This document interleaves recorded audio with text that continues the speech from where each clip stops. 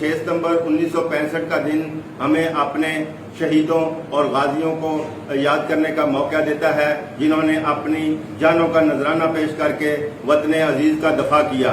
हमारे साथ एक बुजुर्ग मौजूद हैं जिन्होंने 6 सितंबर 1965 की जंग में हिस्सा लिया और वो अपने साथ होने वाले वाकयात को कुछ यूं बयान करते हैं, हम उनसे सुनते हैं। जी।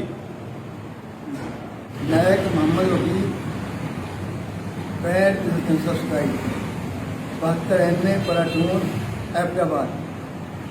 मेरी गाड़ी, मैं एम्बुलेंस ड्राइवर था और मेरी गाड़ी जो CMH के साथ अटैच थी कि इस एरिए में, इस महल पे मुजफ्फराबाद, चांद, संख, तो लसडना, टुली वगैरह, जो इस महल पे जितने भी जख्मी होते थे उनको मैं CMH तक जाता था। जो मुजफ्फराबाद का पुल है ना जी, दरिया का पुल जो मिलाता है मतलब कश्मीर का पंजाब में, उस पुल के उत्ते उस अपने इंडिया के जहाज ने बम सिटिया थे साइंस सिटी का दरबार के बिल्कुल सामने, और जो बम सटिया ने तो देखना किया हो कि पुल तो उड्या नहीं, तो बंदा खड़ा तो उन्होंने जनाब जी हरा माना पाया, वो बम फड़िया चुपया, चुप के उन्हें अपने झोले पा लिया। दोबारा फिर आया मुड़ के, दोबारा फिर उन्हें बम सटिया, दोबारा बम उसी बजुर्ग ने फड़ के झोली पा लिया।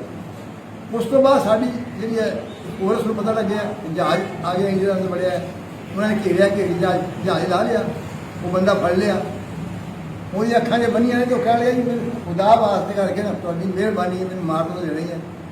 तो मैंने उस बंदे की याद करा, जो उस बंदे दिखाया जो बंदा बंब फड़ के झोले ही पाता रहा।